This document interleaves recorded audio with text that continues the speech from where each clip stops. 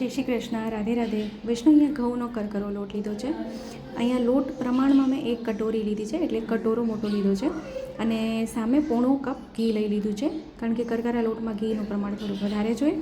જેટલું લોટ લીધું હતું તો પોણો ઘી લઈ લેવાનું અને આપણે લોટને ધીમી આંચે શેકી લેવાનું છે. આજે આપણે શ્રી પ્રભુ માટે બુરાની સુખડી સિદ્ધ કરી રહ્યા છે. આપણે ગોળની સુખડી શ્રી પ્રભુ માટે બનાવીએ છીએ. એનો વિડીયો બી આપ સાથે હું શેર કરીશ.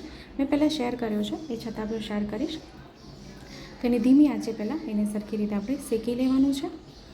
તો વિડીયો જો ગમે તો લાઈક જરૂરથી કરશો, આપણા ગ્રુપમાં શેર કરશો, જેથી વધુથી વધુ લોકો સુધી વિડીયો પહોંચી શકે અને એને પણ વિડીયો ઉપયોગી થઈ શકે. અને ચેનલ પર નવા આવ્યા હોય તો ચેનલને સબસ્ક્રાઈબ કરશો, બેલ આઇકન હિટ કરશો, જેથી જ્યારે બી કોઈ સામગ્રીનો વિડીયો મૂકું તો આપ સુધી નોટિફિકેશન આવી જાય. અત્યારે મેં જે લોટનું પ્રમાણ લીધું છે એમાંથી આપણે ગોળની સુખડી ને બુરાની સુખડી આપણે સિદ્ધ કરવાની છે. બુરું આપણે જે સાકર પીસેલી હોય એ બુરા એટલે બુરું કહેવાય એને, તો બુરાની સુખડી. પણ એ કેવી રીતે આપણે કરવાની છે એ હું આપ સાથે શેર કરું, કારણ કે ઘણીવાર કેવું થાય છે કે ગરમ ગરમ હોય લોટ ત્યારે જ આપણે ગોળ ઘી સાકર પધરાવી દઈએ, તેની ચાસણી થઈ જાય તો સુખડી કઠણ થઈ જતી હોય છે. તો આપણે કેવી રીતે કરીએ જેથી સુખડી ખૂબ સોફ્ટ અને એકદમ કોમળ બને, શ્રી પ્રભુને સોહાય એવી. તો એ ધીમી આંચે આપણે લોટને સરખું શેકી લેવાનું છે. અહીંયા લોહીયામાં સરખું શેકવાનું નહોતું ફાવતું, તો મેં લોહીયું અહીંયા બીજું મોટું લઈ લીધું છે, જેથી સરખું અહીંયા શેકાય. પણ કે એક ધ્યાન રાખવાનું, શેકવાનું ધીમી આંચે જ છે. આપણે અહીંયા સુગંધી પધરાવી દઈએ. સુગંધી માટે એલચીનો પાવડર લીધો છે. ગેસની આંચ બંધ કરીને હવે મિશ્રણને ગેસથી નીચે ઉતારી લઈએ અને આ મિશ્રણને એકદમ ઠંડુ કરી લેવાનું છે. એકદમ એટલે એકદમ જ ઠંડુ, સતત પણ નહીં. તો અહીંયા છે મખાણાનો પાવડર રાખ્યો છે મેં, જે એ ગુંદનો ટેક્સચર આપે છે. મખાણાનો પાવડર અહીંયા મેં અડધું એટલે 1/3 કપ, 1/3 થી 1/4 કપ પધરાવી દેવાનું.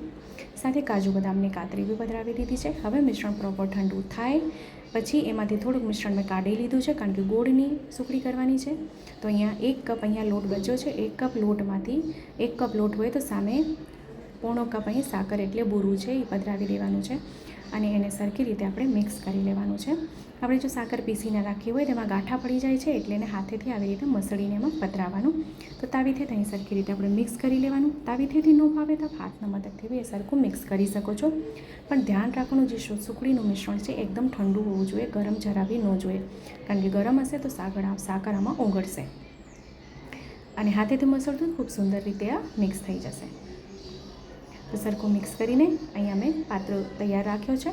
આ પ્લેટમાં કે ચોકીમાં કેવા બી ઢાળી શકો છો. તો અહીંયા પ્લેટમાં મેં બટર પેપર લગાડી રાખ્યો છે એક સાઈડમાં, એ હું આપને આગળ દેખાડું. એને સરખું મિક્સ કરી લઈએ. જેટલા બી બુરાનામાં દાણા આવે છે એને હાથેથી મસળી લઈએ.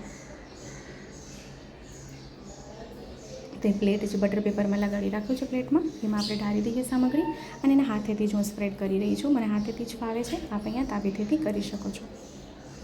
સરખું એ વેંદીને સ્પ્રેડ કરી દઈએ અને ઉપરથી કાજુ બદામની કાતરી રાખી છે, એનાથી આપણે એને સજાવટ કરી દઈશું.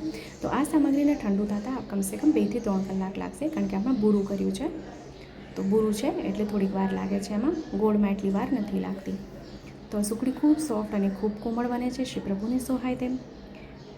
તો આ બી આ સામગ્રી ચોક્કસથી સિદ્ધ કરજો, શ્રી પ્રભુને ધરાવજો અને કમેન્ટ કરવાનું ના ભૂલશો. કમેન્ટ કરીને ચોક્કસથી જણાવશો કે વિડીયો કેવો લાગ્યો છે. તો અહીંયા સુખડી ઠંડી થઈ ગઈ હતી, એને મેં ટૂંક કરી લીધા અને અહીંયા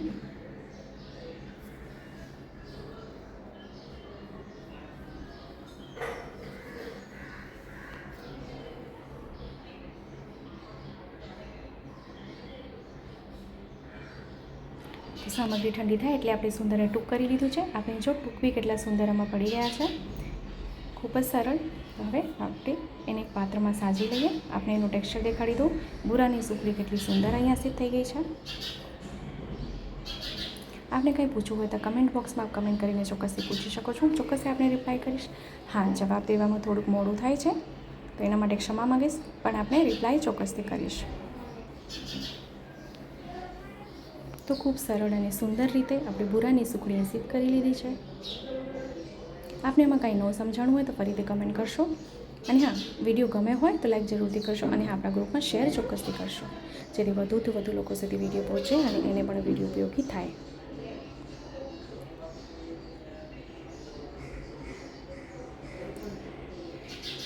તો ફરીથી મળશું આવી રીતે જ નવા વિડીયો, નવી સામગ્રીની સાથે. ત્યાં સુધી આપ સૌને મારા જય શ્રી કૃષ્ણ.